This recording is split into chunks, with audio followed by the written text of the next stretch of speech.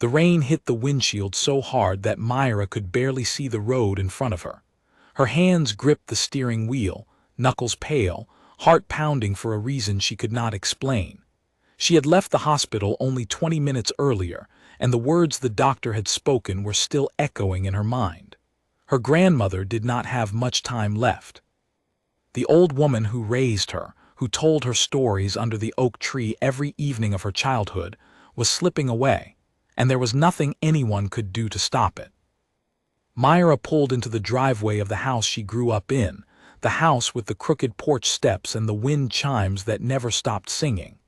She ran through the rain, her shoes soaking through, and pushed open the door without knocking. Her Aunt Grace was already inside, sitting by the window with a cup of tea gone cold in her hands. "She has been asking for you," Grace said quietly. "She keeps saying a name. I do not know who it is." Myra's chest tightened. "What name?" Grace looked up, her eyes tired and red from crying. "Daniel, she keeps saying Daniel." The name hit Myra like a wave crashing against rock. She had not heard it spoken out loud in years. She had buried it along with a small tin ring beneath the roots of an old oak tree when she was 25 years old. She thought she had let it go. She thought she was free of it. But standing in that hallway, listening to the rain pound against the roof, she realized some promises never truly leave a person. They simply wait, quiet and patient, for the right moment to return.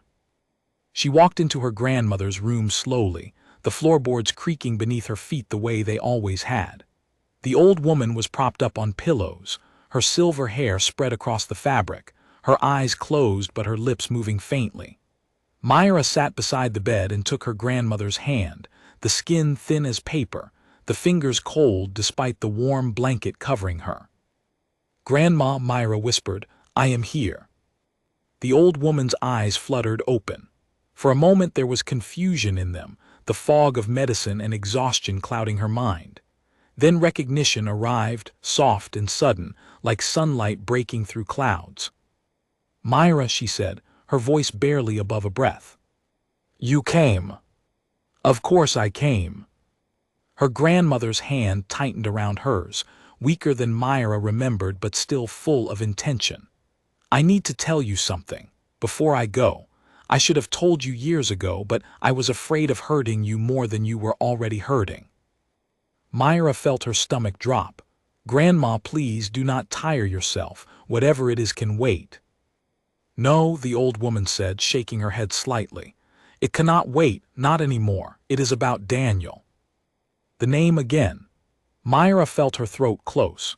She had spent years training herself not to react when she heard it, not to let her face show anything, not to let her heart skip the way it used to when they were children running through the fields behind the village, laughing at nothing and everything at once. But hearing it now, from the woman who had watched her cry over that boy for years, undid every wall she had built. "What about him?" Myra asked, her voice barely steady. Her grandmother's eyes filled with something that looked almost like guilt. "I kept his letters, the ones that came after you stopped writing. I never gave them to you because I thought it would only hurt you more. I thought you needed to move on, to live your life without waiting for a boy who seemed to have forgotten you." Myra felt the room tilt slightly. There were more letters. "3 of them," her grandmother said. "The last one came almost 10 years ago. I put them in the wooden box on top of my closet. I am sorry, my dear. I thought I was protecting you. I see now that I only delayed the truth." Myra did not know what to say. 10 years of silence, and now, in her grandmother's final hours, the truth was arriving like an uninvited guest, forcing its way into a life that had finally found peace. She wanted to be angry, but looking at the fragile woman before her, she could only feel a strange, aching sadness. "It is all right, Grandma," Myra said softly, squeezing her hand. "You did what you thought was right. I am not upset with you." Her grandmother's eyes softened with relief, though tears slipped down the wrinkles of her cheeks. "I always believed that boy loved you. I do not know what kept him away, but I never believed his heart forgot you. Sometimes life makes people go quiet even when their hearts are shouting." Myra sat with her grandmother for hours that night, listening to old stories she had heard 100 times before, stories about her mother as a child, about the village before the roads were paved, about the oak tree that had stood behind the house since before anyone could remember. As the night grew late and her grandmother finally drifted into a peaceful sleep, Myra quietly slipped out of the room and made her way to the hallway closet. She found the wooden box exactly where her grandmother said it would be, tucked behind old photo albums and a stack of folded blankets. Her hands trembled as she lifted it down and carried it to the small guest room where she used to sleep during childhood summers. She sat on the edge of the bed, the box resting on her knees, and stared at it for a long moment before opening the lid. Inside were 3 envelopes, yellowed slightly with age, each one addressed in familiar handwriting she had not seen in over a decade. Her heart pounded as she picked up the first one. The postmark was faded, but she could still make out a date, nearly 12 years earlier. She unfolded the letter carefully, the paper soft and fragile between her fingers. The words on the page were simple, but they hit her with the force of a memory she had spent years trying to forget. Myra, I do not know if you will ever read this. I do not even know if you still live at this address. I think about you more than I probably should. I think about the oak tree and the ring and the promise we made when we were too young to understand what promises truly meant. I am sorry for the silence. There were things happening in my life that I could not explain in a letter, things I am still not sure how to explain now. I hope you are well. I hope you are happy. If any part of you still remembers me, I want you to know that I never forgot the vow, even when it seemed like I had. Myra lowered the letter slowly, her breathing shallow. She read it again, then a third time, searching the words for something more, some explanation that would make sense of the silence that followed his earlier letters, the silence that had stretched for years and had ultimately convinced her to bury the ring and move forward with her life.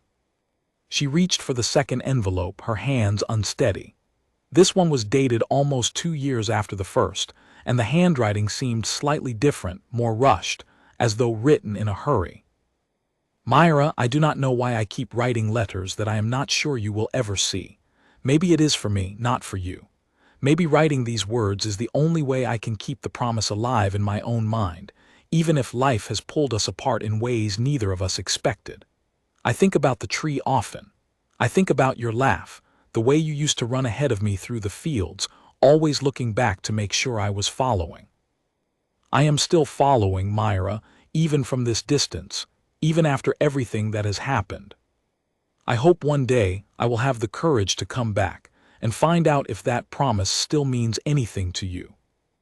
Myra's eyes filled with tears she had not expected. She wiped them away quickly, frustrated with herself for feeling anything at all after so many years of convincing herself she had moved past this chapter of her life. She reached for the third and final letter, the most recent one, dated only 10 years ago. Myra, this will be the last letter I send to this address, because I have been told that you may have moved. I do not know if these words will ever reach you, but I need to write them anyway. I am sorry for everything. I am sorry for the years of silence, for the promise I could not keep the way I intended to. Life took turns I never expected, and by the time I looked up and realized how much time had passed, I was afraid it was too late to come back and explain myself. But I want you to know, wherever you are, that I have never stopped carrying that childhood vow with me. I still remember the tree, the ring, and the girl who believed in something as simple and pure as a promise between 2 children. If life ever brings us back to the same place, I hope you will give me the chance to explain. Myra sat in silence for a long time after finishing the letter, the paper resting gently in her lap, the rain still tapping softly against the window outside. She thought about the years she had spent waiting, and the years she had spent trying to stop waiting, and how strange it felt now to discover that somewhere out there, a man she had convinced herself had forgotten her had actually been trying to reach her the entire time. She thought about her life now, the career she had built, the friendships she had formed, the quiet, steady peace she had worked so hard to find after burying that tin ring beneath the oak tree. She was not the same girl who once waited by the window for a boy who never came. She had grown into someone stronger, someone who no longer needed anyone else to feel complete. But sitting there with those letters in her hands, she could not deny the flicker of something stirring inside her, something she thought she had extinguished long ago. It was not quite hope, not exactly longing, but something quieter and more complicated, a question she had never truly answered for herself. Was it possible, after everything, that Daniel had never actually let her go? She placed the letters carefully back inside the wooden box and closed the lid, her mind spinning with thoughts she was not ready to face that night. Outside, the storm continued, the rain falling harder against the old house, as if the sky itself understood that something had shifted, that after all these years, the past was no longer content to stay buried. She did not know it yet, but that night marked the beginning of something neither she nor Daniel could have predicted, a chain of events that would pull two lives back toward each other after more than a decade apart, testing everything they once believed about love, about promises, and about the quiet, stubborn power of a vow made beneath the branches of an old oak tree. For now, Myra only knew one thing for certain. The past she thought she had closed the door on had just knocked, softly but unmistakably, and she would have to decide whether or not to open it again. Myra did not sleep that night. She lay awake in the small guest room, staring at the ceiling while the storm slowly faded into a soft drizzle outside. The wooden box sat on the nightstand beside her, and every time she closed her eyes, she saw the handwriting from those letters, the careful loops of the letters forming a name she had spent a decade trying to forget. By morning, her grandmother had grown weaker. The doctor who visited the house said there was little time left, perhaps a few days, perhaps less. Myra stayed by her side through most of the morning, holding her hand, listening to her breathing grow shallow and slow. Around noon, her grandmother woke briefly, her eyes searching the room until they found Myra's face. "Did you find the box?" she whispered. "I did," Myra said gently. "Did you read them?" Myra nodded, unable to speak for a moment. Her grandmother's lips curved into a faint, tired smile. "He loved you," the old woman said. "I could feel it in every word, even from the outside of the envelope. Some men are not brave enough to fight for what they want until it is almost too late. Do not let his fear become your punishment." "Grandma, please rest now." "I will rest soon enough," her grandmother said, her voice fading. "But promise me one thing, Myra. Promise me you will not let fear decide the rest of your story. You have spent so many years being careful, being safe. Life is short. I have seen how short it truly is. Do not waste what time you have left protecting yourself from feelings that might actually save you." Myra squeezed her hand, tears slipping silently down her cheeks. "I promise." Her grandmother closed her eyes again, and within a few hours she slipped into a sleep that felt different from the others, deeper and quieter, as though her body finally understood it was time to let go. Myra sat beside her through the rest of the day and into the evening, and just after midnight, surrounded by her family, her grandmother passed away peacefully in her sleep.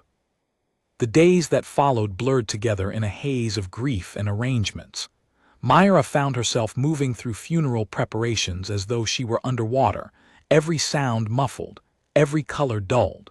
Relatives she had not seen in years arrived to pay their respects, offering condolences that she barely absorbed. Grace stayed close beside her the entire time, handling details that Myra could not bring herself to focus on. The funeral was held on a gray afternoon beneath a sky heavy with clouds that refused to release their rain.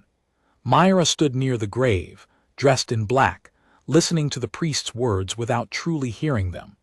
Her mind kept drifting back to the letters, to the box now sitting in her suitcase, waiting to be opened again once the noise of grief settled enough for her to think clearly.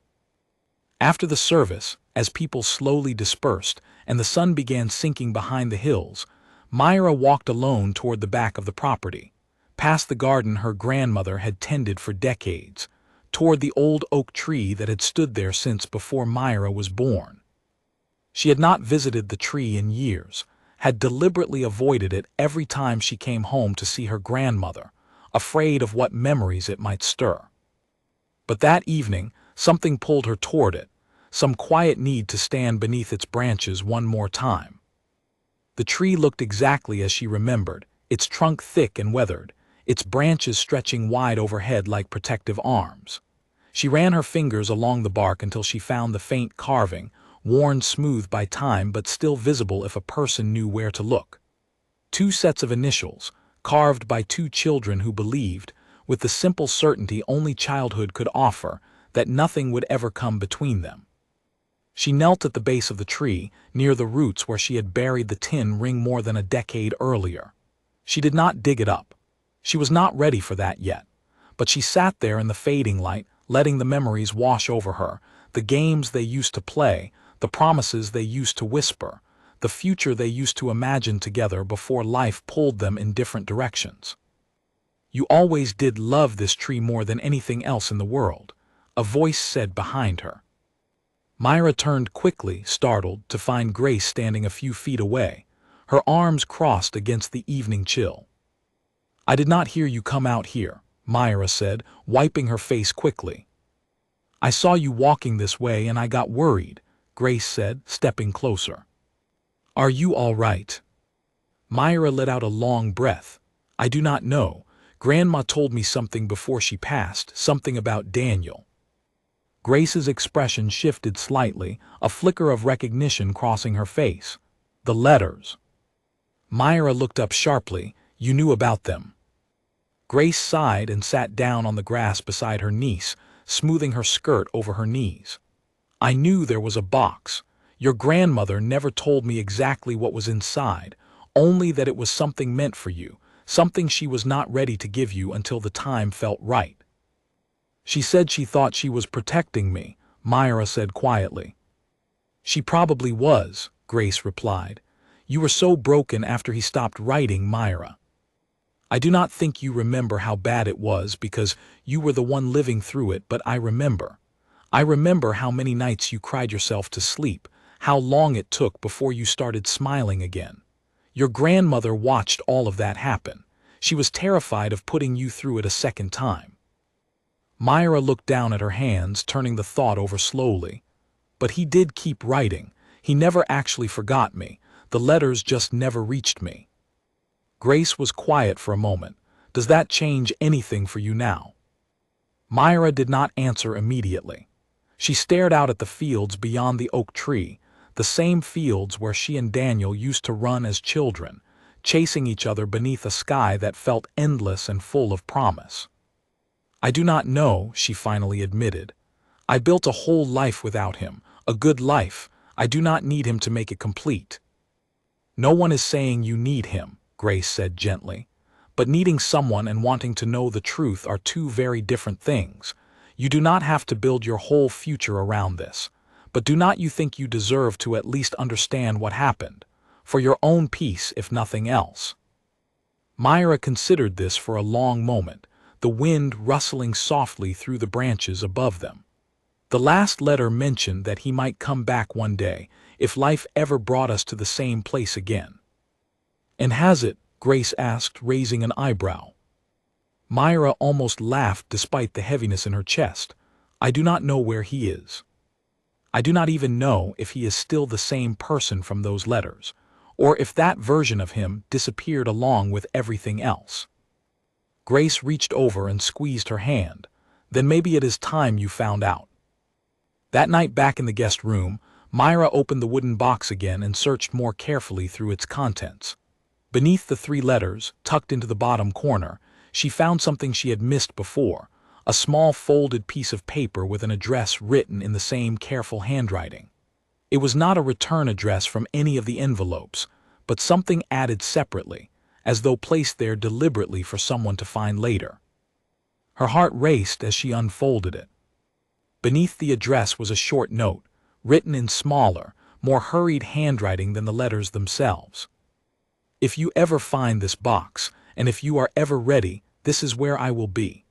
I do not know how long I will stay, but I promise I will keep watching for you, the same way I once watched for you beneath the branches of our tree." Myra stared at the address for a long time, her mind racing through 100 different possibilities, 100 different fears. Part of her wanted to fold the paper back up and place it at the bottom of the box, to leave it untouched the way it had remained for years. Another part of her, the part that had spent an entire evening kneeling beside an old oak tree, remembering a boy she never truly stopped loving, wanted to book a flight the very next morning. She thought about her grandmother's final words, about not letting fear decide the rest of her story. She thought about the years she had spent building walls so strong that nothing could break through them, and how strange it felt now to consider tearing one of those walls down. Outside, the wind picked up, rustling the branches of the trees surrounding the house, carrying with it the faint scent of rain that had not yet arrived. Myra folded the paper carefully and placed it in her pocket, not in the box, but somewhere closer, somewhere she could feel its presence against her. She did not know yet what she would decide, but for the first time in years, she allowed herself to imagine a version of her future that included the possibility of Daniel walking back into her life, not as a memory carved into the bark of a tree, but as a living, breathing person standing in front of her, ready to explain the silence that had shaped so much of who she had become. Sleep came slowly that night, but when it finally did, Myra dreamed of running through open fields beneath a bright summer sky, laughing, chasing someone just ahead of her, someone she could never quite catch, no matter how fast she ran. 3 days passed before Myra allowed herself to seriously consider what she was about to do. She spent those days helping Grace sort through her grandmother's belongings, packing away photographs and old letters that had nothing to do with Daniel, folding blankets that still smelled faintly of lavender soap. Work kept her hands busy and her mind distracted, but every night, when the house grew quiet and the lights went out, she found herself pulling the folded address from her pocket and reading it again, as though the words might change if she looked at them long enough. The address led to a city several hours away by train, a place Myra had never visited, a place that felt entirely disconnected from the quiet village where she had grown up. She searched for information about the street online, found nothing particularly revealing, only a row of residential buildings near a small park. There was no way to know if Daniel still lived there, if the note was even recent enough to still be accurate, or if she would arrive only to find strangers living behind that door. Grace found her one evening sitting at the kitchen table, the folded paper spread out in front of her beside a laptop showing a map of unfamiliar streets. "You have made up your mind," Grace said, more of an observation than a question. Myra looked up, startled out of her thoughts. "I do not know if I have. I keep going back and forth. One moment I think I should go, and the next moment I convince myself it is a foolish idea, chasing something that ended so long ago." Grace pulled out the chair across from her and sat down. "Can I ask you something honestly?" "Of course." "If you do not go, if you decide to leave that address folded up and forgotten, do you think you will regret it?" Myra thought about the question seriously, turning it over in her mind the way she had turned over so many other questions during the past few days. She thought about the years she had spent convincing herself she was at peace with how things ended, the years she had spent building a life that did not depend on Daniel's presence in it. She thought about how easily that peace had cracked the moment she read his handwriting again. "Yes," she finally admitted, "I think I would regret it for the rest of my life." Grace nodded slowly. "Then you already have your answer." The following morning, Myra booked a train ticket for the city listed on the address. She told herself it was simply a trip to seek closure, a chance to finally understand what had happened all those years ago, nothing more complicated than that. But as she packed her small suitcase, folding a few changes of clothes and tucking the wooden box carefully into the bottom, she could not ignore the flutter of nervous anticipation building in her chest, a feeling she had not experienced in longer than she could remember. The train ride took nearly 6 hours. Myra spent most of it staring out the window, watching the countryside shift slowly into unfamiliar towns, then into the edges of a larger city she had never visited before. She thought about what she might say if she found Daniel standing behind that door, how she might explain the years of silence on her end, how she might ask him to explain his own. She rehearsed different versions of the conversation in her mind, none of which felt adequate for the weight of what they were about to face.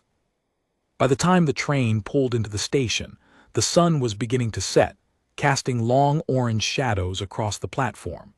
Myra stepped off with her suitcase in hand, feeling suddenly very small in a city so much larger and louder than the quiet village she had left behind. She found a taxi and gave the driver the address, her hands trembling slightly as she settled into the back seat. The drive took almost 20 minutes, weaving through streets lined with tall buildings and busy shops, past parks filled with people enjoying the last warmth of the evening. Eventually, the taxi slowed in front of a row of modest apartment buildings near a small park, exactly as the online map had shown. Myra paid the driver and stepped out onto the sidewalk, staring up at the building in front of her, her heart pounding so loudly she was certain the entire street could hear it. She checked the folded paper one more time, confirming the address, then walked toward the entrance, her legs feeling strangely unsteady beneath her. A directory of names sat beside the door, listing residents for each apartment. Her eyes scanned quickly down the list, searching for a name she both desperately hoped to find and desperately feared finding. There, beside apartment 14, was a name that stopped her breath entirely. Daniel Whitmore. Myra stood frozen for a long moment, staring at the small printed letters as though they might disappear if she looked away. After everything, after years of silence and grief and slowly rebuilding a life without him, here was proof that he was real, that he existed somewhere just beyond this door, close enough to reach if she found the courage to press the buzzer beside his name. Her finger hovered over the button. She thought about turning around, about walking back to the train station, and pretending this entire journey had never happened. She thought about her grandmother's final words, about not letting fear decide the rest of her story. She thought about the tin ring buried beneath the oak tree, about the promise 2 children had made so many years ago, believing with their whole hearts that nothing could ever break it. She pressed the button before she could talk herself out of it. The silence that followed felt endless. Myra stood there, her heart hammering, straining to hear any sound of movement from inside. Just as she began to wonder if the apartment was empty, if perhaps Daniel had moved away and left his name on the directory by mistake, a voice crackled through the small speaker beside the door. "Hello." Myra's throat tightened. It was his voice, older now, deeper, but unmistakably familiar in a way that sent a shiver down her spine. "Daniel," she managed to say, her voice barely steady, "it is Myra." There was a long pause on the other end, so long that Myra began to wonder if the connection had failed. Then, finally, the voice returned, quieter than before, filled with something that sounded almost like disbelief. "Myra." "Yes," she said. "I found your letters, I found the address. I know this is unexpected, and I understand if you need time, but I needed to see you. I needed to understand what happened." Another pause followed, longer this time. Myra waited, her hand still resting against the cool metal of the door, wondering if she had made a terrible mistake, if this entire journey had been nothing more than foolish hope chasing a memory that no longer had any place in either of their lives. Then the door buzzed, unlocking with a soft click, and Daniel's voice returned, quieter and rougher, as though he were struggling to find the right words. "Come up," he said, "apartment 14. Myra pushed the door open and stepped inside, her legs carrying her forward on instinct alone, her mind still trying to process the reality of what was happening. She climbed the narrow staircase slowly, her hand trailing along the railing, her thoughts spinning faster with every step. By the time she reached the 4th floor, her breathing had grown shallow, her palms damp with nervous sweat. The door to apartment 14 was already open when she arrived, a sliver of warm light spilling out into the hallway. Myra stood outside for a moment, gathering whatever courage remained within her, before finally stepping forward and pushing the door open the rest of the way. And there, standing in the middle of a small, quiet living room, was Daniel. He looked older than she remembered, of course, his face carrying the subtle marks of years neither of them had shared together, his shoulders broader, his expression carrying a weight that had not been there when they were children running carelessly through open fields. But his eyes were exactly the same warm brown she remembered from childhood summers, the same eyes that used to look at her as though she were the most important person in the entire world. For a long moment, neither of them spoke. The silence between them stretched heavy and fragile, filled with more than a decade of unanswered questions, unspoken apologies, and memories neither of them had ever truly let go of. Finally, Daniel broke the silence, his voice barely above a whisper. "You found me," he said. Myra felt tears rising unexpectedly in her eyes, tears she had not anticipated, tears that carried within them years of grief and hope and confusion all tangled together. "I found you," she echoed softly. Neither of them moved for a long moment, each studying the other as though trying to reconcile the strangers standing before them with the children they used to be, the children who had carved their initials into the bark of an old oak tree and believed, with the simple certainty only childhood could offer, that nothing in the world could ever separate them. But life had separated them, for reasons neither of them fully understood yet, and now, standing in this quiet apartment miles away from the tree that once held their promise, they would finally have the chance to uncover the truth behind everything that had happened, and to decide together whether that childhood vow still had any place in the lives they had built apart from each other. Daniel motioned for Myra to sit, gesturing toward a worn but comfortable couch near the window. She lowered herself onto it slowly, still trying to steady the storm of emotions swirling inside her chest. He remained standing for a moment, running a hand through his hair, clearly struggling to find the right place to begin. "I do not even know where to start," he admitted, finally sitting down in the chair across from her. "There is so much I need to explain, and I am not sure any of it will sound like a good enough reason for the silence." "Start from the beginning," Myra said softly. "I have waited this long. I can wait a little longer to understand." Daniel nodded, his hands clasped tightly together in his lap. "After my family moved, everything felt so overwhelming. New school, new country, a language I barely understood at first. Writing to you was the only thing that felt familiar, the only thing that reminded me of who I actually was before everything changed. But then things at home got complicated." He paused, his jaw tightening slightly. "My father lost his job about a year after we moved. Money became a serious problem. My parents fought constantly, and eventually they separated. I was moved between two households, switching schools twice more within a few years. I know none of that explains why I stopped writing entirely, but I think, somewhere in the middle of all that chaos, I convinced myself that reaching out to you would only complicate things further, that you deserved a friend who could actually show up for you, not someone drowning in his own problems."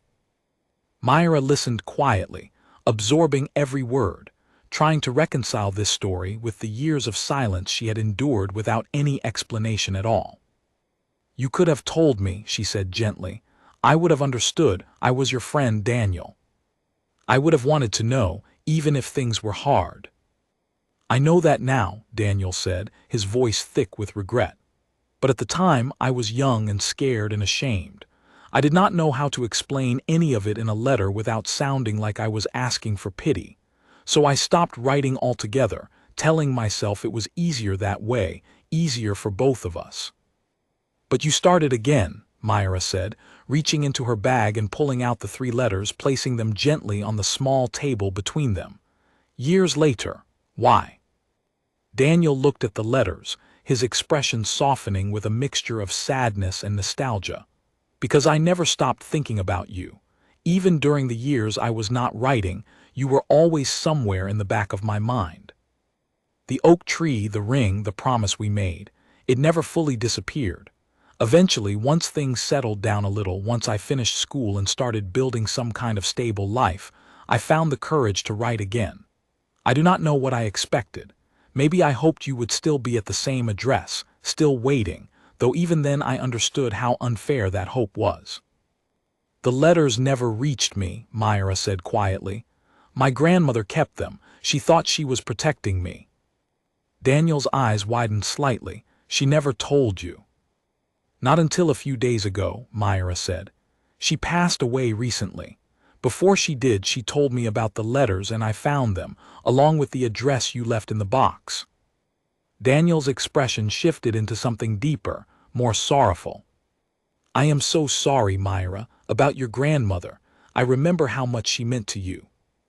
"Thank you," Myra said softly, blinking back fresh tears. "She was the one who told me not to let fear decide the rest of my story. I think that is part of why I am sitting here right now." They sat in silence for a moment, the weight of everything they had both endured settling comfortably between them, no longer feeling like strangers but not yet feeling like the children they once were either. "Can I ask you something?" Daniel said eventually. "Of course." "After the letters stopped, what happened to you? Grace mentioned, in the one letter I sent to your grandmother a few years ago, that you had grown into someone strong, someone independent. I have always wondered what that meant, what your life actually became." Myra allowed herself a small, thoughtful smile. "I finished school. I went on to study something I loved, something that had nothing to do with waiting for anyone. I built a career I am proud of. I made friends who became like family. For a long time I told myself I did not need anyone else to make my life complete, and honestly I believed it. I still believe it in a way." "But," Daniel asked, sensing there was more. "But there was always a part of me that wondered what happened to you," Myra admitted. "I told myself I had stopped waiting, and mostly I had. I buried the ring beneath the oak tree when I turned 25 as a way of finally letting go. But some part of that promise never fully disappeared, even after all these years." Daniel reached into his pocket and pulled out something small, holding it gently between his fingers before placing it on the table beside the letters. It was another tin ring, identical to the one Myra had buried years earlier, slightly worn but clearly cared for. "I bought a second one," he said quietly, "years ago, after I lost the courage to send that final letter and never heard anything back. I told myself I would carry it until I found the courage to come looking for you myself. I never expected you would be the one to find me first." Myra stared at the small ring, her chest tightening with emotions too complicated to name. Here it was, undeniable proof that Daniel had never truly forgotten the promise they made as children, that somewhere beneath the layers of years and distance and silence, that vow had remained quietly alive within him, just as it had within her. "I do not know what any of this means for us now," Myra said honestly. "We are not the same people we were back then. Life has shaped us in ways neither of us could have predicted." "I know," Daniel said. "I am not asking you to pretend the last 12 years did not happen, or to pick up exactly where we left off as children, but I would like the chance to know who you have become. If you are willing to give me that chance." Myra looked at him for a long moment, studying the sincerity in his expression, the same quiet warmth she remembered from childhood, now tempered by years of hardship and growth. She thought about her grandmother's final words once more, about not letting fear dictate the rest of her story. "I think," she said slowly, "I would like that too."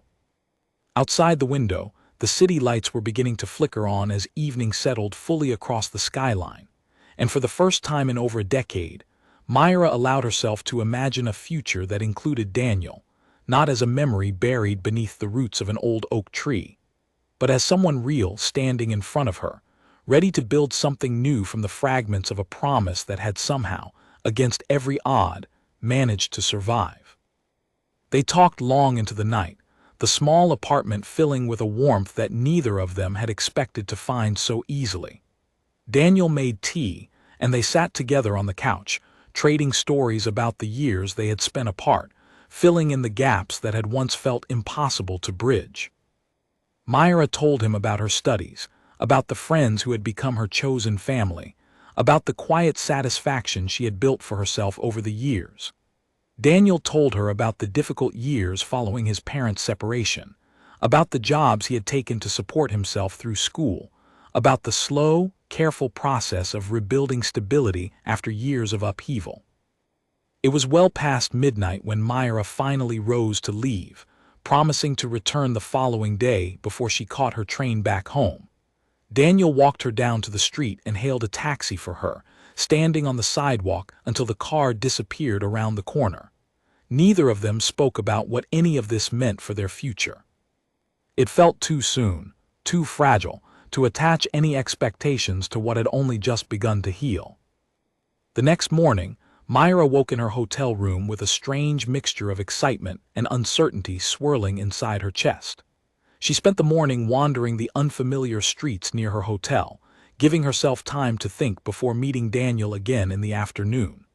As she walked past a small cafe near the edge of the park, her phone buzzed with a message from Grace, asking how everything had gone. Myra sat down at a small outdoor table and typed a careful response, trying to summarize a conversation that had felt far too complicated to condense into a few sentences. As she waited for Grace's reply, she noticed a young woman approaching the cafe from across the street, walking with quick, purposeful steps toward the same entrance. The woman paused just outside, glancing briefly at her phone before looking up and scanning the outdoor seating area. Her eyes landed on Myra for a moment, curious but unbothered, before she pushed open the door and disappeared inside. Myra thought nothing of it at first, returning her attention to her phone, until she heard the woman's voice carry faintly through the open cafe window, speaking to someone on a call. "I am almost at Daniel's building," the woman said. "I will meet you there in 20 minutes. Myra's stomach tightened unexpectedly. She told herself it was nothing, that Daniel likely had many friends and colleagues in the city, people who might reasonably be heading toward his apartment for entirely ordinary reasons. But something about the easy familiarity in the woman's voice, the casual mention of his name, stirred a quiet unease that Myra could not fully shake. She finished her tea quickly and made her way toward Daniel's apartment earlier than planned, telling herself she was simply eager to continue their conversation from the night before, though a small, uncertain part of her recognized the deeper motivation driving her steps. When she arrived at the building, she found the front door propped open, a delivery worker carrying boxes inside. Myra slipped through without needing to buzz the intercom, climbing the stairs quickly toward the 4th floor. As she rounded the corner toward apartment 14, she stopped abruptly, her breath catching in her throat. Standing outside Daniel's door, laughing at something he had just said, was the same young woman from the cafe. Daniel noticed Myra first, his expression shifting quickly from easy warmth to visible surprise.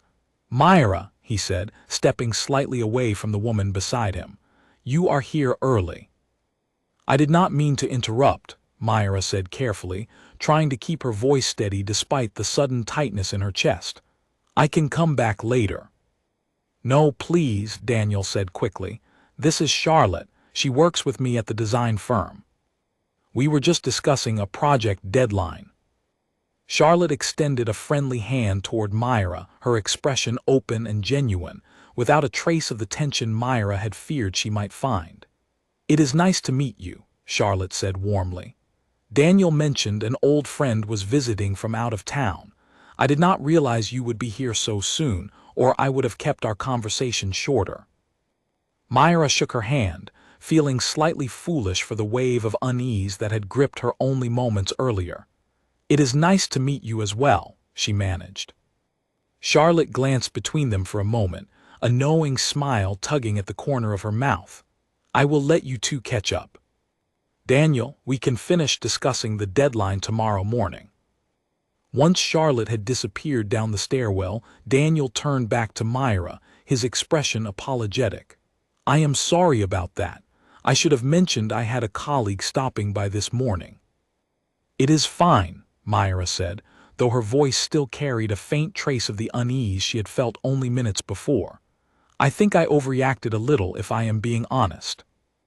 Daniel studied her for a moment, understanding slowly dawning in his expression. "You thought something was going on between us." Myra felt her cheeks warm with embarrassment. It does not matter. It is not my place to assume anything about your life, especially after everything that happened between us. It does matter, Daniel said gently, stepping closer. I want you to know there is nothing between Charlotte and me beyond friendship and shared work projects. I have not been involved with anyone seriously in a long time, Myra. Not because I was waiting for you specifically, but because nothing ever felt quite right after everything that happened in my life. I think, somewhere deep down, I always knew there was unfinished business between us that needed resolving before I could fully move forward with anyone else. Myra looked up at him, searching his eyes for any trace of dishonesty and finding none. I believe you, she said softly. They spent the rest of the day together, walking through the park near his apartment, sharing lunch at a small restaurant tucked along a quiet side street, talking about everything and nothing at once. As the afternoon stretched into evening, Myra found herself reluctant to think about the train ticket waiting for her back at the hotel, reluctant to imagine returning to her quiet village life without knowing what would happen next between them. I have to go back tomorrow, she said finally, as they sat together on a park bench watching the sun begin its slow descent behind the buildings. I have responsibilities at home. My job, Grace, everything I have built over the years. I understand, Daniel said, though a flicker of disappointment crossed his face. I do not want to ask you to give up your life for something that is still so uncertain between us. But I do not want this to end here either, Myra admitted. Not after everything it took to find you again. Daniel took her hand gently, his thumb brushing softly against her knuckles. Then let us not think of this as an ending. Let us think of it as a beginning, one that might take time and patience to build properly this time, without letting silence or fear get in the way again. Myra nodded slowly, a fragile hope blooming quietly in her chest, different from the desperate waiting of her younger years, steadier and more grounded in the truth they had both finally spoken aloud. As the sun disappeared behind the horizon, painting the sky in soft shades of orange and pink, she allowed herself to believe, cautiously but sincerely, that this time, the story between them might finally have the chance to unfold the way it was always meant to. The weeks that followed brought a new rhythm into Myra's life, one she had never expected to experience again after so many years of guarding her heart so carefully. She returned to the village the next morning, carrying with her a quiet, steady warmth that seemed to soften even the heaviest parts of her grief. Grace noticed the change immediately, though she said little, simply offering a knowing smile whenever Myra's phone buzzed with a new message during dinner. Daniel called every evening, sometimes for only a few minutes between his work commitments, other times for hours, the two of them talking late into the night about everything they had missed during their years apart. They spoke about small, ordinary things, favorite foods, books they had read, mistakes they had made and lessons they had learned, slowly rebuilding the foundation of friendship that had once connected them so effortlessly as children. 6 weeks after her visit to his apartment, Daniel arranged to visit the village for the first time since his family had moved away all those years ago. Myra spent days preparing for his arrival, though she was not entirely sure what she was preparing for, cleaning the house, walking the familiar paths of her childhood as though seeing them again for the first time, standing beneath the oak tree for long stretches of quiet reflection. When Daniel finally arrived, stepping off the train with a small bag slung over his shoulder, Myra felt a rush of emotion so strong it nearly stole the breath from her lungs. He looked different in this setting, more relaxed somehow, as though the quiet familiarity of the village had loosened something tight and guarded within him. "It looks exactly the same," Daniel said, glancing around the small train station with wide, nostalgic eyes. "I half expected everything to have changed." "Some things change," Myra said, smiling as she led him toward her car. "But this place has always been slow to let go of the past." They spent the day walking through the village together, visiting the old schoolyard where they had first met as children, the small shop that used to sell candy from a machine near the entrance, the winding path that led toward the fields where they used to run for hours without a single worry weighing on their young minds. As the afternoon stretched into evening, Myra led Daniel toward the back of her grandmother's property, toward the old oak tree standing tall and steady against the darkening sky. Daniel stopped walking the moment the tree came into view, his expression shifting into something quiet and reverent. "I did not expect it to still be here," he said softly. "I do not know why, but part of me assumed it might have been cut down over the years." "It has survived a great deal," Myra said, walking toward the trunk and running her fingers gently along the faded carving of their initials. "More than either of us probably realized at the time." Daniel joined her beside the tree, studying the carving with a soft, thoughtful expression. "I buried something here once too," Myra admitted quietly. "The tin ring you gave me as a child. I buried it beneath these roots when I turned 25, as a way of finally letting go of the promise we made." Daniel looked at her, his eyes filled with a mixture of sorrow and understanding. "I am glad you found a way to move forward, even if it meant letting go of something that mattered so much to you." "I do not regret it," Myra said honestly. "It helped me build the life I have now, the life that eventually led me back to finding you again. But I have been thinking lately about digging it back up." Daniel's eyes widened slightly with surprise. "Do you want to?" Myra knelt beside the base of the tree, brushing away the soft layer of soil that had settled over the years. It took several minutes of careful searching before her fingers finally brushed against something small and metallic, buried just beneath the surface.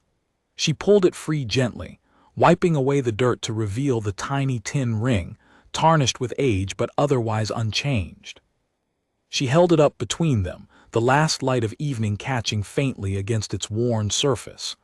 "I think I am ready to stop burying the past," she said quietly. "I do not need this ring to define my future, but I would like to keep it as a reminder of everything we survived to find our way back to each other." Daniel reached into his own pocket, pulling out the matching ring he had carried with him for so many years, holding it beside the one Myra had just unearthed. "Then let us keep them together," he said softly. Not as a promise made by children who did not fully understand what they were vowing, but as a reminder of everything we have learned since then, everything that brought us back to this exact place. They stood together beneath the branches of the old oak tree as the sun disappeared fully behind the horizon, the first stars beginning to emerge in the darkening sky above them, each holding a small, weathered ring that had somehow survived years of distance, silence, and uncertainty. It was not a grand declaration, not the kind of moment either of them might have imagined as children playing carelessly beneath these same branches. But it felt honest, steady, and true, built on the foundation of everything they had endured to find their way back to one another. In the days that followed, Daniel returned to the city to continue his work, but the visits became more frequent, the phone calls longer, the distance between their two lives slowly beginning to shrink with each passing month. Neither of them rushed toward any grand promises about the future. They had learned, through years of painful silence, that promises made too quickly could shatter just as easily as they could hold. Instead, they chose to build something steadier, something rooted in patience and honesty rather than the fragile certainty of childhood hope. It would take time before their two separate lives could fully merge into one, time to navigate the practical questions of distance and career, and the countless small compromises required to build a shared future. But for the first time in over a decade, Myra allowed herself to look forward to that future without fear, trusting that whatever challenges still waited ahead, she and Daniel would face them together this time, with open hearts and honest words, rather than the quiet, painful silence that had once torn them apart. 3 months into their renewed relationship, Daniel called Myra one evening with news that unsettled the fragile balance they had worked so carefully to build.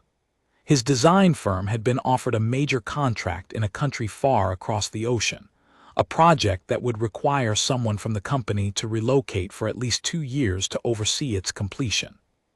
His supervisors had chosen him for the assignment, recognizing his talent and dedication after years of steady, reliable work.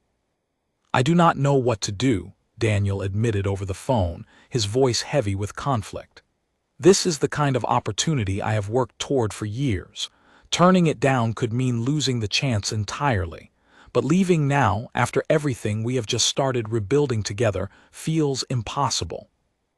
Myra sat quietly on her side of the call, her heart sinking as she absorbed the weight of his words. She had known, somewhere in the back of her mind, that building a future with Daniel would require sacrifices from both of them.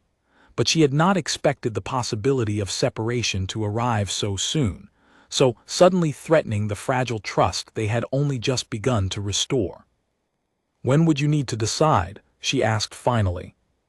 "Within the next 2 weeks," Daniel said. "I know it is not fair to ask you to wait for an answer while I figure this out, but I needed you to know what was happening." "Thank you for telling me," Myra said, though her voice carried a quiet uncertainty she could not fully hide. "I do not want to be the reason you give up an opportunity you have worked so hard for. But I also cannot pretend the idea of you leaving does not frighten me, especially after everything we just found our way back to." They spoke for hours that night, weighing every possible option, every potential compromise, without arriving at any clear resolution. Daniel promised to think carefully before making his final decision, and Myra promised to support whatever choice he ultimately made, though privately, she felt the familiar shadow of old fears creeping back into her thoughts, fears she had believed she had finally overcome. Over the following days, Myra found herself struggling to focus on her usual routines, her mind constantly drifting toward the uncertain future awaiting them. She confided in Grace one evening, sitting together in the kitchen long after dinner had been cleared away. "I keep thinking about the years he was gone before," Myra admitted quietly. "I know this situation is different, that he is being honest with me this time instead of disappearing into silence. But I cannot help feeling afraid that if he leaves again, even for a good reason, something might break between us that we will not be able to repair." Grace reached across the table and took her hand gently. "Fear is a natural part of loving someone deeply, especially after everything you have already survived together. But you are not the same young woman who once waited silently for years without any answers. And Daniel is clearly not the same boy who once let fear silence him completely. Trust the growth you have both shown, Myra.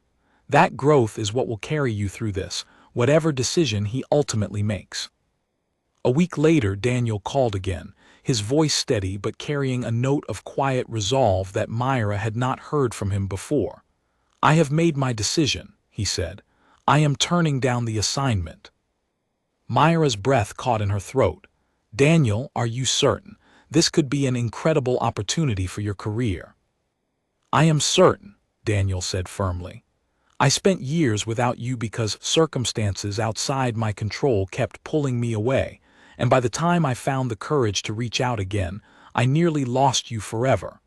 I am not willing to risk building distance between us again, not when we have only just begun to repair what was broken. There will be other opportunities in my career. There will not be another chance to build a life with you if I let this one slip away." Tears filled Myra's eyes, though this time they carried none of the sorrow that had once accompanied thoughts of Daniel leaving. "Thank you," she whispered, "for choosing us." "There was never really a choice to make," Daniel said softly, "not once I understood what I stood to lose." In the weeks that followed, their relationship deepened in ways neither of them had anticipated, strengthened rather than weakened by the crisis they had faced together. Daniel began exploring opportunities closer to the village, eventually finding a position with a smaller design firm in a nearby city, close enough to allow regular visits without the strain of overwhelming distance. Myra, in turn, began considering possibilities of her own, weighing whether her career might allow for greater flexibility, greater freedom to build a life that did not require choosing between her independence and her relationship with Daniel. It was not a perfect solution, not an instant resolution to every challenge still awaiting them. But it was honest, built on communication and mutual sacrifice rather than silence and assumption, the very qualities that had been missing from their relationship the first time circumstances pulled them apart so many years earlier. As autumn settled over the village, painting the fields in warm shades of gold and amber, Myra found herself walking toward the old oak tree one crisp evening, watching the sunset paint the sky in brilliant colors above the familiar branches.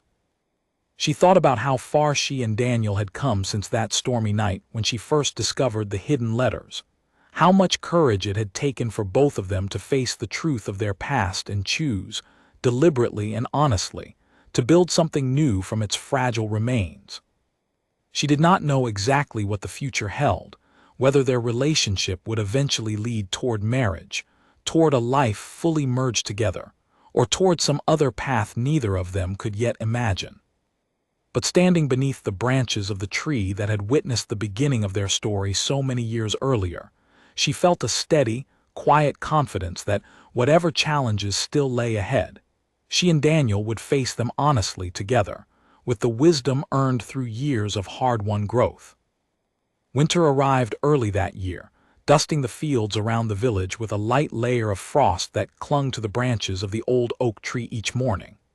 Daniel had settled into his new position at the smaller design firm, splitting his time between the city and the village, spending most weekends at Myra's side as their relationship continued to deepen with each passing month. Life had begun to feel steady again, filled with the quiet comfort of shared routines and growing trust. Yet just as their relationship seemed to be settling into a natural, comfortable rhythm, an unexpected visitor arrived in the village, one who would test the fragile trust they had worked so hard to rebuild.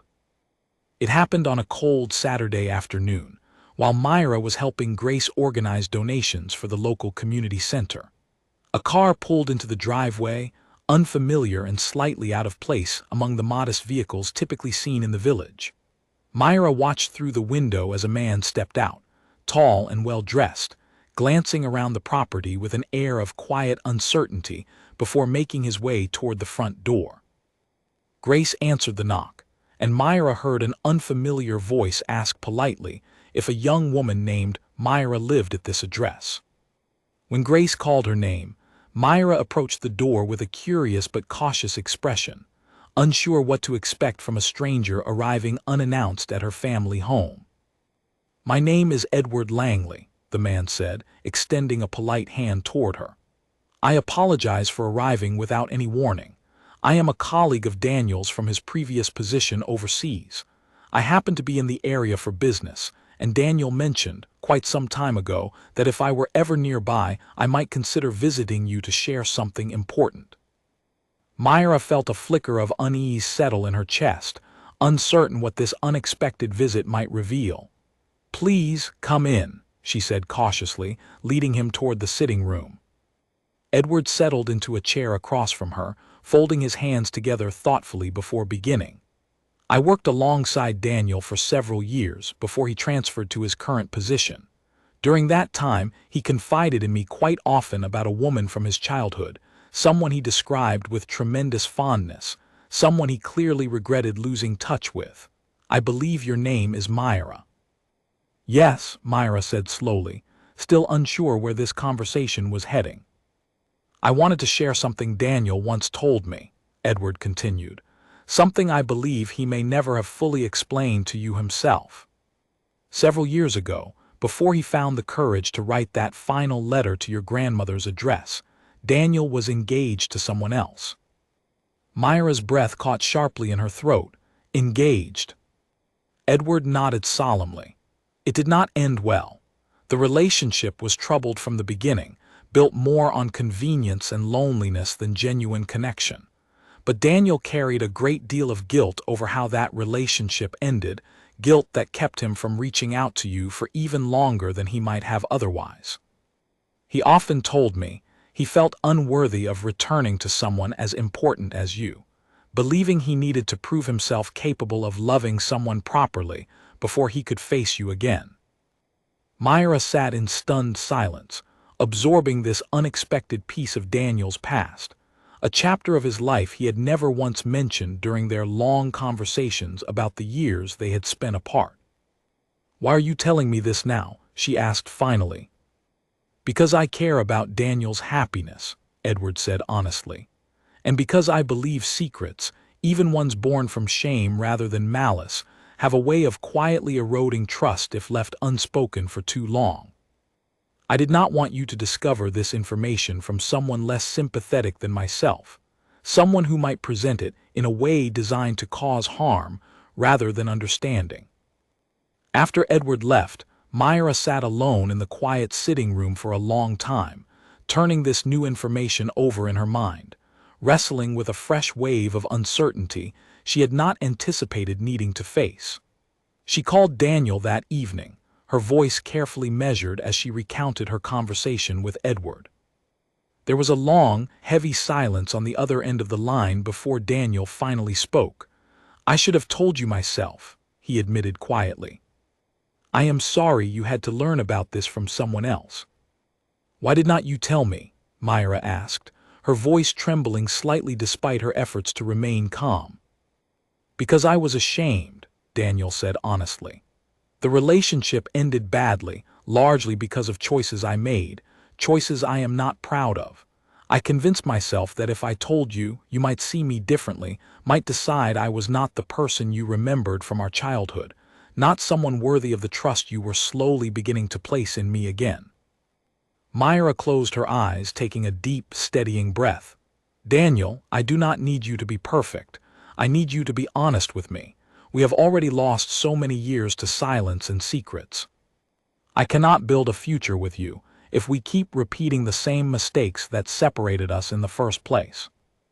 "You are right," Daniel said, his voice heavy with regret. "I am sorry. I promise you there is nothing else I have kept hidden. That relationship ended years before I ever wrote that final letter, and it played a larger role than I have ever admitted in convincing me I needed to change, to become someone better before I found my way back to you. I should have trusted you with that truth from the beginning." Myra sat quietly for a long moment, weighing his words carefully against the trust they had worked so hard to rebuild over the past several months. "I believe you," she said finally, "but I need you to promise me something." "Anything," Daniel said immediately. "No more secrets," Myra said firmly. "Even the difficult ones, even the ones that feel shameful or complicated. I would rather face hard truths together than discover them from someone else, wondering what other pieces of your past might still be hidden." "I promise," Daniel said, his voice steady with sincerity. "No more secrets, Myra, not ever again." Though the conversation left a lingering unease between them for several days afterward, it also marked an important turning point in their relationship, forcing both of them to confront the deeper vulnerabilities they had been carefully avoiding beneath the surface of their careful, hopeful reconciliation. Slowly, through continued honest conversation, the trust between them grew steadier than before, tested and strengthened by the difficult truth Edward's unexpected visit had brought to light. Spring returned to the village slowly, melting away the last traces of frost from the fields and coaxing new blossoms from the branches of the old oak tree. Nearly a year had passed since Myra first discovered the hidden letters in her grandmother's wooden box, a year that had carried both of them through grief, uncertainty, difficult truths, and the slow, careful work of rebuilding trust from the ground up. Daniel had grown steadier in his honesty over the following months, sharing pieces of his past that he had once kept carefully hidden, no longer allowing shame to dictate what he chose to reveal.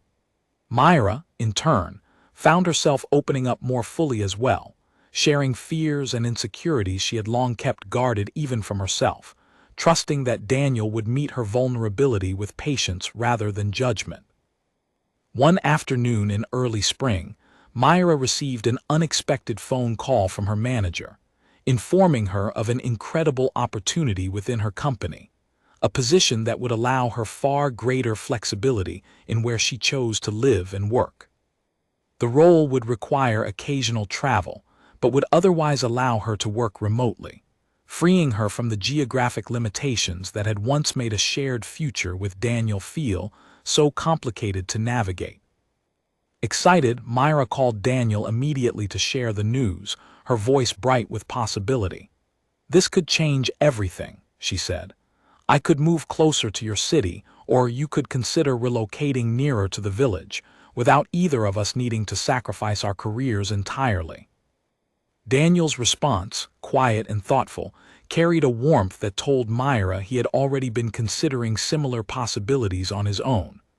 "I have actually been looking into something myself," he admitted.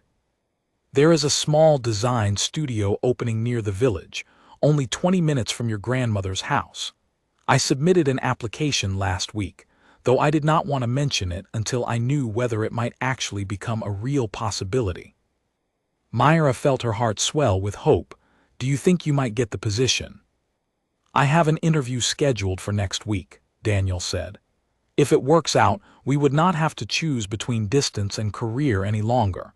We could actually build something steady, close enough to see each other every day if we wanted to." The following week passed slowly. Filled with a nervous anticipation neither of them fully admitted to feeling. When Daniel finally called to share the outcome of his interview, his voice carried an unmistakable excitement that told Myra the answer before he even spoke the words aloud. "I got the position," he said. "I start in 3 weeks." Myra felt tears of happiness gather in her eyes as the reality of his news settled fully into her heart. After everything they had endured, after years of painful silence followed by months of careful, honest rebuilding, they were finally approaching a future where distance would no longer stand between them, where they could build a life together grounded in the same soil that had once witnessed the beginning of their childhood promise. Over the following weeks, Daniel gradually relocated his belongings to a small apartment near the village, close enough that he and Myra could see each other daily without the strain of long drives or extended separations. Grace welcomed him warmly into the family, often inviting him to join their dinners, watching with quiet satisfaction as the two of them slowly built a life together grounded in patience, honesty, and hard-earned trust. One warm evening in late spring, as the sun began its slow descent behind the hills surrounding the village, Daniel invited Myra for a walk, leading her along the familiar path toward the old oak tree that had witnessed so many important moments of their shared story. The tree stood full and vibrant now, its branches heavy with new leaves, its trunk still bearing the faded carving of their childhood initials.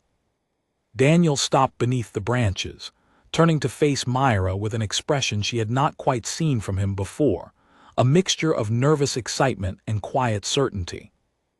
"I have been thinking a great deal about everything that brought us back to this place," he said softly. "The years of silence, the letters that never reached you, the fear that kept me from telling you the truth about my past. I think about how easily we might have lost each other permanently, how close we came to letting this story end without ever finding its way back to us." "I think about that too," Myra admitted quietly. "I do not want to spend another day taking this second chance for granted," Daniel continued, reaching into his pocket and pulling out a small velvet box. "I know we are not the same children who once carved our initials into this tree, believing so simply in a promise we barely understood. But everything we have built together since then, every hard conversation, every difficult truth, every moment of patience and forgiveness, has only strengthened my certainty that you are exactly who I want to build the rest of my life with." He opened the small box, revealing a ring far more elegant than the simple tin one they had both carried for so many years, though it carried the same quiet weight of promise and devotion. "Myra, would you marry me?" Tears streamed freely down Myra's cheeks as she looked between the ring and the man kneeling before her, a man who had traveled through years of silence, hardship, and difficult truths to find his way back to this exact place beneath the branches of their childhood tree. "Yes," she said, her voice trembling with joy. "Yes, Daniel, I will marry you." Daniel rose to his feet, slipping the ring gently onto her finger before pulling her into a warm, steady embrace. Above them, the branches of the old oak tree rustled softly in the evening breeze, as though the tree itself understood the significance of the moment unfolding beneath its shade. the culmination of a promise made so many years earlier by two children who could never have imagined the long, complicated journey required to finally see it fulfilled. The wedding took place beneath the branches of the old oak tree the following autumn, surrounded by family and friends who had watched Myra and Daniel's story unfold across more than a decade of separation, silence, and eventual reunion. Grace helped Myra prepare that morning, fastening the buttons of her simple, elegant dress with steady, careful hands, her eyes glistening with quiet pride. "Your grandmother would have loved this," Grace said softly, adjusting the delicate veil framing Myra's face. "She always believed this day would come, even during the years you had convinced yourself it never would." "I wish she could be here to see it," Myra said, blinking back tears as she smoothed the fabric of her dress. "She is here," Grace said gently, placing a comforting hand on Myra's shoulder. "In every choice that led you back to this exact place, in every bit of courage it took to seek out those hidden letters instead of leaving them buried in that box forever." The ceremony itself was simple but deeply meaningful, held beneath the wide, sheltering branches of the tree that had witnessed the very beginning of their story so many years earlier. Daniel stood waiting at the base of the trunk, dressed in a simple dark suit, his eyes shining with unmistakable joy as Myra walked toward him along a path lined with soft white flowers. As they exchanged their vows, both of them spoke openly about the years of silence and separation that had once threatened to keep them apart forever, about the courage it had taken to seek out the truth, and the deeper courage it had taken to rebuild trust from the fragile remains of a broken promise. Daniel spoke about the guilt he had carried for years, the fear that had kept him silent for far too long, and the profound gratitude he felt for the second chance he had never truly believed he deserved. Myra spoke about the years she had spent convincing herself she no longer needed the promise they made as children, about the quiet strength she had built while learning to live without him, and about the deep, unexpected joy of discovering that strength did not need to disappear simply because love had returned to her life. She spoke about her grandmother's final words, about refusing to let fear dictate the rest of her story, words that had ultimately guided her back toward the very tree beneath which she now stood exchanging vows with the boy who had once carved their initials into its bark. When the ceremony concluded and the small gathered crowd erupted into warm applause, Daniel reached into his pocket one final time, pulling out the two small tin rings they had both carried through years of separation and reunion. He placed them gently into a small glass case, a keepsake meant to honor the promise that had somehow, against every reasonable expectation, managed to survive more than a decade of silence, distance, and difficult truths. "These rings carried us through more than either of us ever imagined possible," Daniel said, addressing the gathered guests with a voice full of quiet emotion. "They remind us that even when promises seem broken beyond repair, even when years of silence threaten to erase what once felt unbreakable, the truth has a way of finding its way back to the surface if we are brave enough to seek it out." As the celebration continued late into the evening, with laughter and warm conversation filling the air beneath strings of soft golden lights hung carefully among the branches of the old oak tree, Myra found herself standing quietly for a moment beside the trunk, running her fingers gently along the faded carving of their childhood initials, now surrounded by newer memories layered carefully atop the old ones.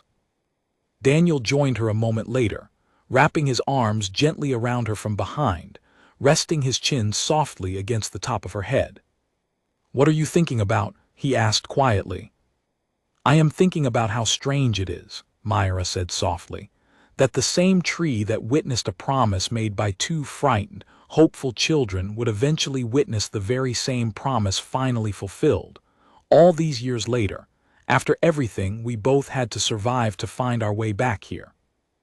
I think that is exactly what makes it so meaningful," Daniel said gently. "We did not simply pick up where we left off as children.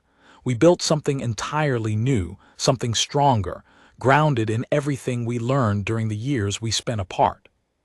I do not think our younger selves could have appreciated the depth of what we share now, not the way we understand it today."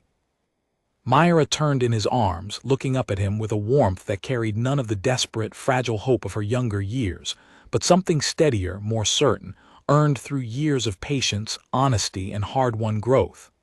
"I am glad you finally remembered," she said softly. "Not just the promise itself, but everything it truly meant."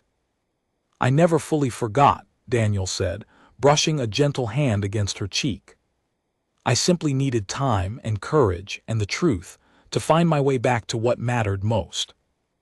As the last light of evening faded fully into the soft glow of scattered stars overhead, the two of them stood together beneath the branches of the tree that had shaped so much of their shared story, no longer waiting, no longer wondering, but finally, fully present in a future they had both fought so hard and so honestly to build together.